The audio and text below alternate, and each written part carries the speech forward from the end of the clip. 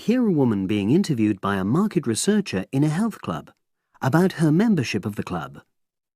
First, you have some time to look at questions 1 to 5.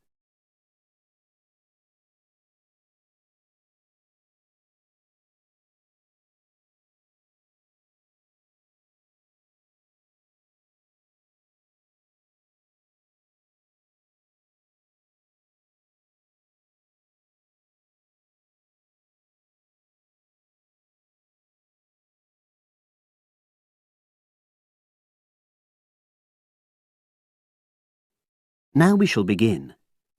You should answer the questions as you listen, because you will not hear the recording a second time.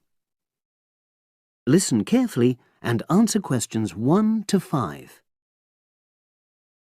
Oh, excuse me. I wonder if you'd have the time to take part in some market research.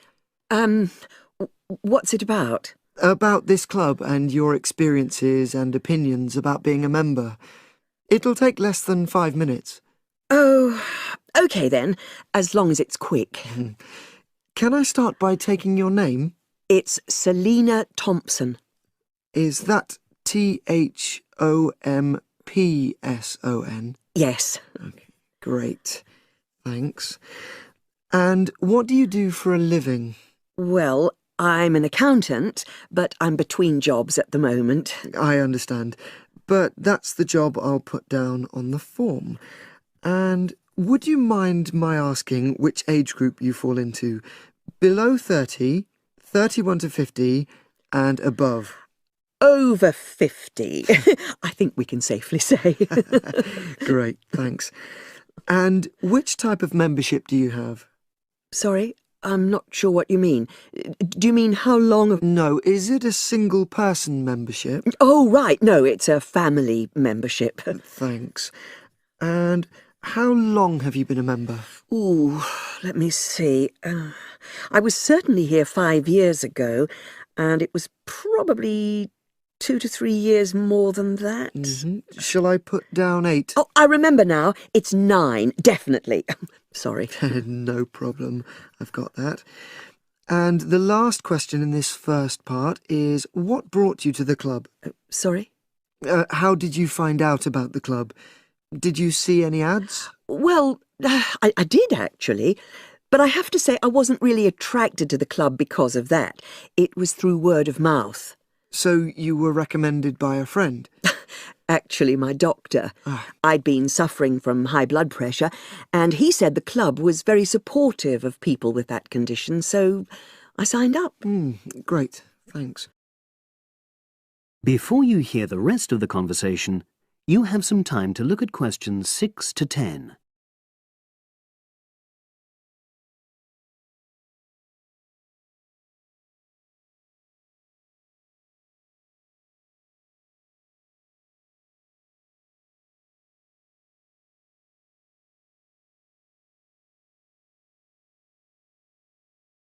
Now listen and answer questions 6 to 10. Now, for the second part of the form, I want to ask a bit more about your experience of the club. Sure. How often would you say you use the club? It varies enormously, depending on how busy I am. Of course. But on average, per month? I'd say it averages out at twice a week. OK, so 8 on average. Yeah, and 4 of those are aqua aerobics classes. That leads me to the next question. Would you say the swimming pool is the facility you make most use of? Fair to say that, yep. Right, thanks. And are there any facilities you don't use? One area I realise I've never used is the tennis courts. And there's one simple reason for that. You don't play tennis? Actually, I'm not bad at it. Oh. It's that I'm not happy having to pay extra for that privilege. Oh, right. I've made a note of that. Thanks. Now, in the last section, are there any suggestions or recommendations you have for improvements to the club? Only about health and fitness? Anything at all? Well, I'd like to see more social events. Oh. It isn't just a question of getting together for games or classes, but other things, you know. Yes, sure. And another thing that I was thinking, when I had my yoga class in the gym last night, we were all sweltering in the heat, was that I think they should put in, Air conditioning. That's exactly what I mean. The rooms are really light and well designed, but they do need proper installations. Sure. Well, I've made a note of that. Good. So, is there anything else you'd like to suggest? About quality of service, for example? Oh, everyone's very nice here. They couldn't be more friendly and helpful. Oh, but I tell you what, it's a shame the restaurant isn't open in the evening on Saturday, and Sunday as well, for that matter. Oh. So the club should... open it later on those days. OK. Well, thank you very much. That's all the questions I have.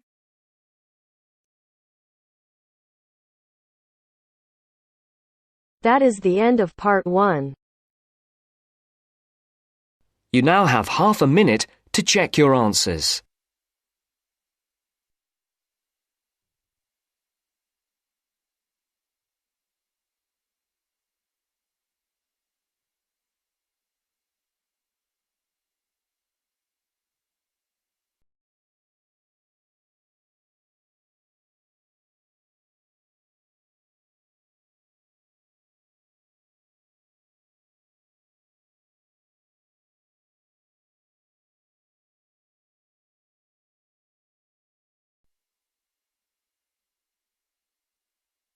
Now turns to part 2.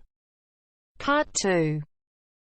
First, you have some time to look at questions 11 to 17.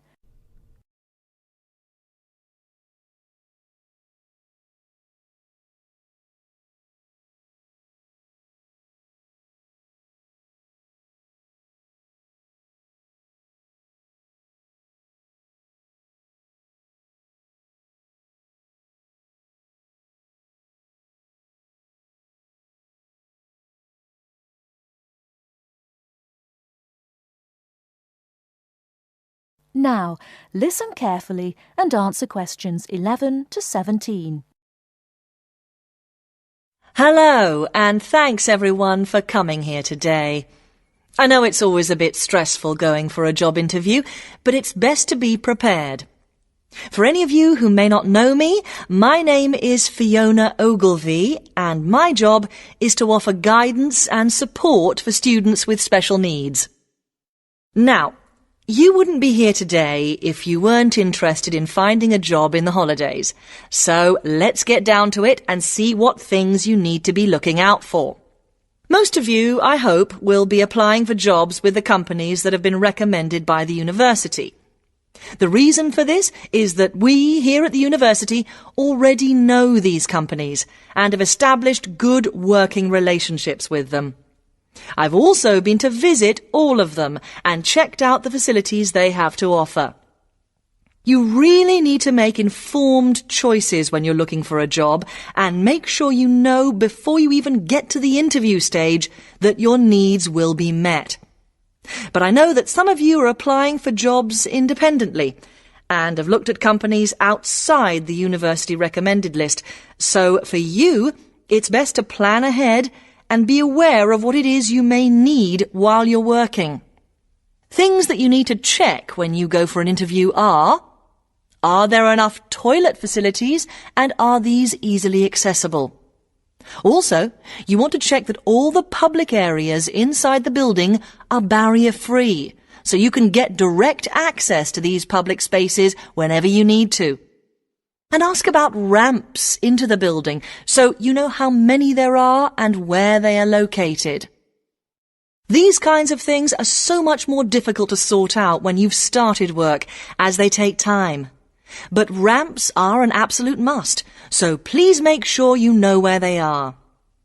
Another thing you must make sure of is that the lifts have the correct lowered control panels. Ask if all the lifts have this facility or if it's only certain ones. Now, something I think that is often overlooked is working hours. What you want to make sure of is that you get flexi time. This basically means that your working hours are flexible and you can clock on and clock off in times that suit you. Within reason, of course. Most companies do recognise that it takes much longer for someone in a wheelchair to get on and off buses and trains. Public transport can take that much longer, so you need to be organised and prepared. And for those of you lucky enough to own a car, check how many disability parking spaces are available. Remember that it's your right to have a disabled parking space. These also need to be near enough to a wheelchair accessible entrance or ramp. OK, are there any questions before we move on? Before you hear the rest of the talk, you have some time to look at questions 18 to 20.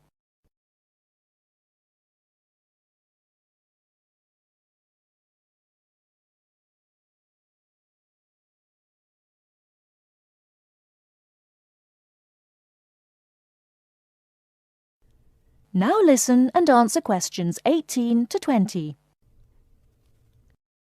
Right, let's move on then.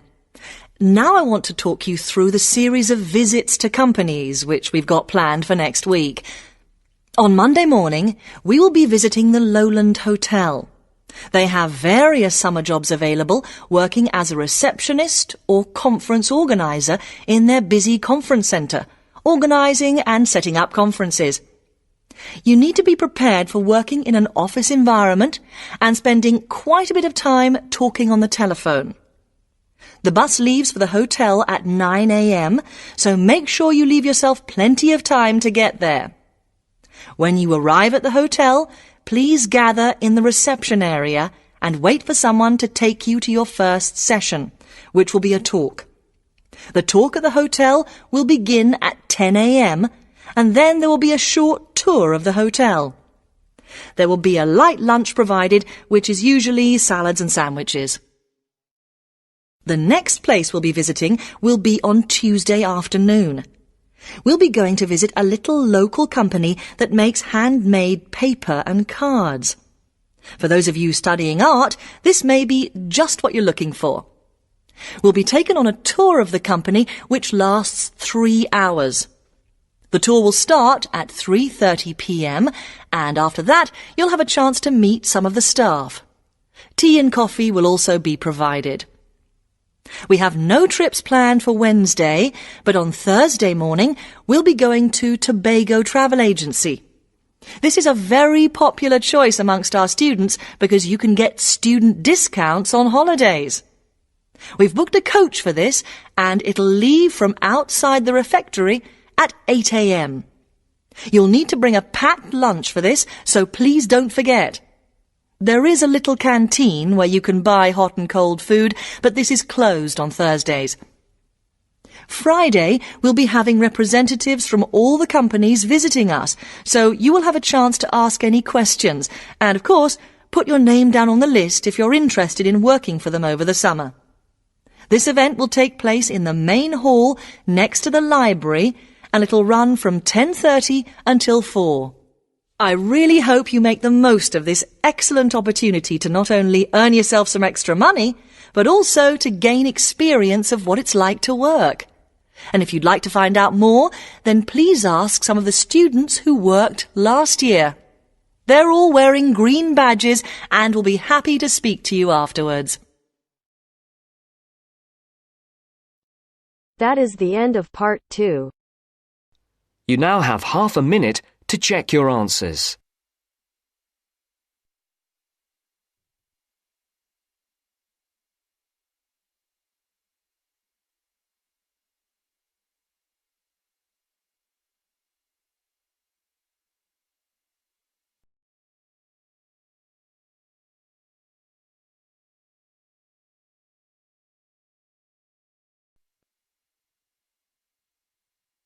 Now turns to part 3. Part 3.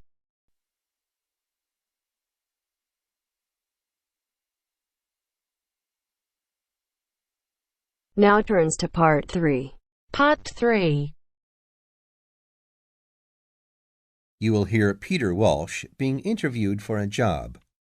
Listen and choose the correct answer for each question. First, you have some time to look at questions 21 to 25.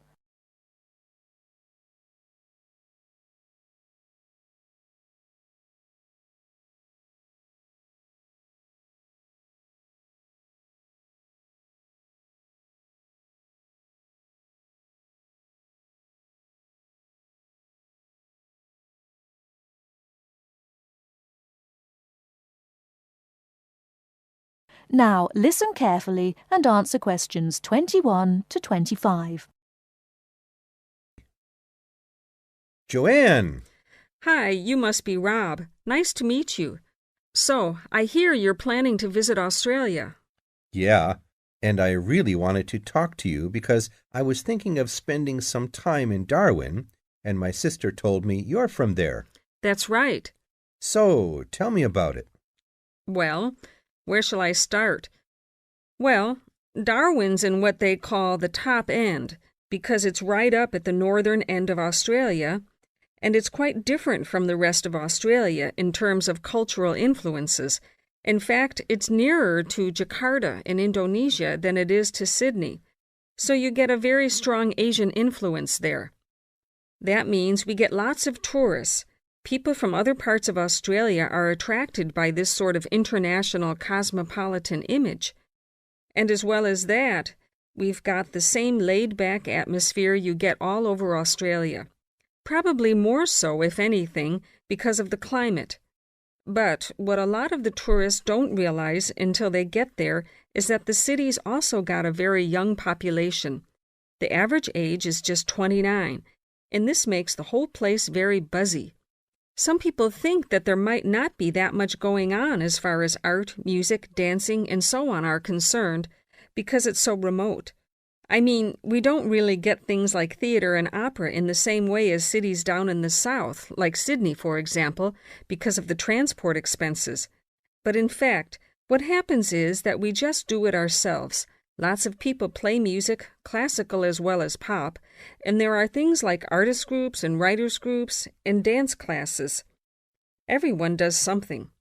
We don't just sit and watch other people. You said it's very international. Yeah, they say there are over 70 different nationalities in Darwin. For instance, there's been a Chinese population there for over 100 years. We've even got a Chinese temple. It was built way back in 1887, but when a very bad storm, a cyclone in fact, hit Darwin in the 1970s, it was almost completely destroyed. The only parts of the temple that survived were part of the altars and the stone lions, but after the storm, they reconstructed it using modern materials. It's still used as a religious center today. But it's open to tourists, too, and it's definitely worth going to see it. Oh, and as far as getting around goes, you'll see the places that advertise bicycles for hire. But I wouldn't recommend it. A lot of the year, it's just so hot and humid. Some tourists think it'll be fine because there's not much in the way of hills, and the traffic's quite light compared with some places. But believe me, you're better off with public transport. It's fine and not expensive. Or you can hire a car, but it's not really worth it. What's the swimming like? Well, there are some good beaches, but the trouble is that there's this nasty creature called the box jellyfish, and if it stings you, you're in bad trouble. So you have to be very careful most of the year, especially in the winter months. You can wear a lycra suit to cover your arms and legs, but I wouldn't like to risk it even so, personally. And there are the saltwater crocodiles, too. I mean, I don't want to put you off. There are protected swimming areas netted off where you'll be safe from jellyfish and crocs, or there are the public swimming pools. They're fine, of course. Before you hear the rest of the talk, you have some time to look at questions 26 to 30.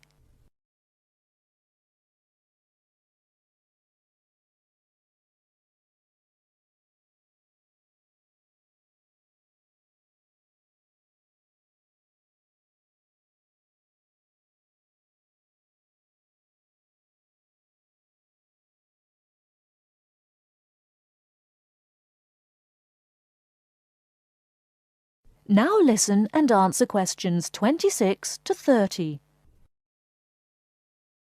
And answer the questions. Please sit down, Mr. Walsh. My name's Jane Swain, and I'm the personnel manager. Hello, how do you do? Now, this is just a short preliminary interview. I'd like to chat about your present job and what you've done up till now. Yes, of course. Well, could you tell me how long you've had your present position in Weston's? It is Weston's, isn't it? Yes, that's right. I am not sure. Let's see. I left university in 2005. Is that right? Yes, 2005. Then I was unemployed for about 3 months. And then I traveled round America for a few months. So, yes, it must be about 3 years now, in fact. Yes. And have you any particular reason for wanting to change jobs? I mean, why do you want to move? Well, I actually like my present job and still find it interesting and stimulating.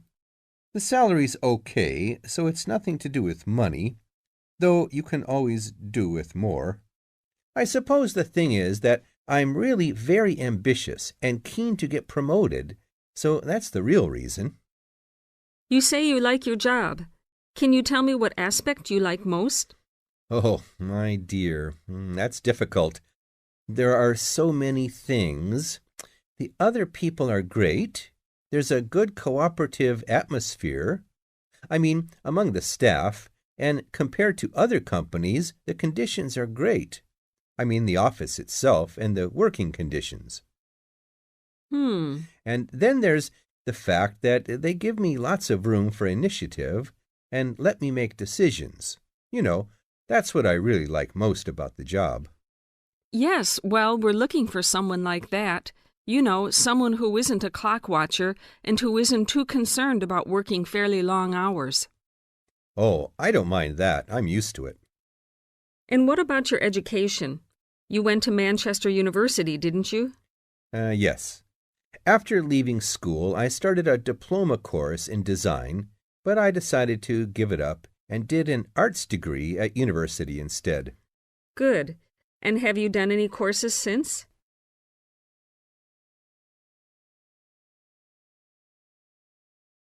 That is the end of part 3. You now have half a minute to check your answers.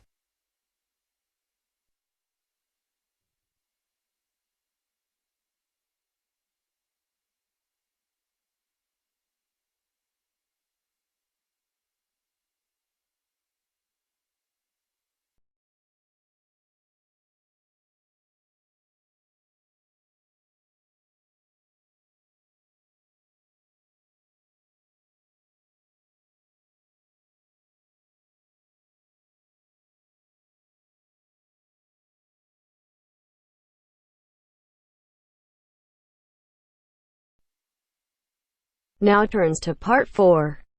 Part 4. Now listen to the second part of the lecture.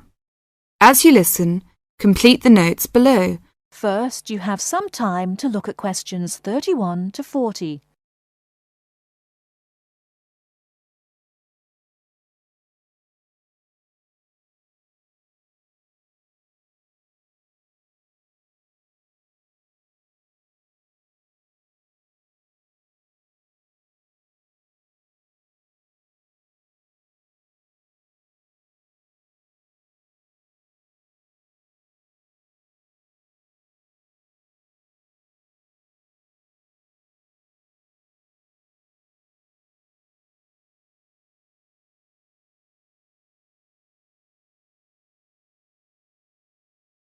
Now listen carefully and answer questions 31 to 40. Now let's turn to shopping, which may interest you more. In general, shops open at 9 o'clock in the morning and close at 5:30 in the afternoon. In country towns and quieter suburbs, smaller shops close for an hour at lunchtime, and once a week there tends to be an early closing day when most shops shut during the afternoon. Many cities have a late night once a week when shops stay open until approximately 8 o'clock in the evening. You should ensure that anything you bring into the country, such as travelling irons, heated rollers, hair dryers and electric shavers, can be used on the standard British voltage, which is 240 volts, 58 Z. Many hotels will, on request, be able to supply adapters for electric shavers. When you travel, you may want to send postcards home. Stamps can be bought at post offices throughout Britain. They are open from 9 o'clock to 5:30 Monday to Friday, and until 12:30 on Saturday. Stamps can also be bought at postal centre stamp dispensers, at large stores and major tourist attractions. For posting letters, you don't have to go far before finding a red painted letterbox. Alternatively, use the letterboxes at post offices.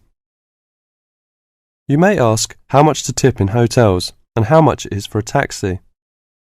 There are no fixed rules on tariffs about this, and the following is intended only as a guide to customary practice. Most hotel bills include a service charge, usually 10 to 12%, but in some larger hotels 15%. Where a service charge is not included, it is customary to divide 10 to 15% of the bill among the staff who have given good service. In restaurants, if a service charge is not included in the bill, then 10 to 15% is usually left for the waiter. For porters, we usually give 30p to 50p per suitcase. For taxis, 10 to 15% of the fare. Hairdressers, £2 according to how much work they have done, plus 50p to the assistant who washed your hair. If you drive in Britain, you should remember to drive on the left and overtake on the right. The wearing of seatbelts is compulsory for the driver and front seat passengers. Now let's talk about full details of Britain's road regulations. A copy of the Highway Code can be obtained from offices of the Automobile Association, AA, or Royal Automobile Club, RAC, at most ports of entry. These two motoring organisations can also provide plenty of helpful information to all motorists. Contact AA. Telephone is 01 854 7373, 24-hour service. RAC telephone is 0304 204 256, 24-hour service. For something more serious, telephone operators will give you the telephone number and address of a local doctor's surgery. Alternatively, you can go to the casualty department of any general hospital or, in the case of severe emergency, dial 999. 999 is free. Remember, unless you belong to a European Community country or one with which the UK has reciprocal health arrangements, you will be charged for the full cost of medical treatment in Britain, except in the case of accidents or emergencies requiring outpatients treatment only. It would therefore be wise to take out full medical insurance before leaving home. That is the end of part 4. You now have half a minute to check your answers.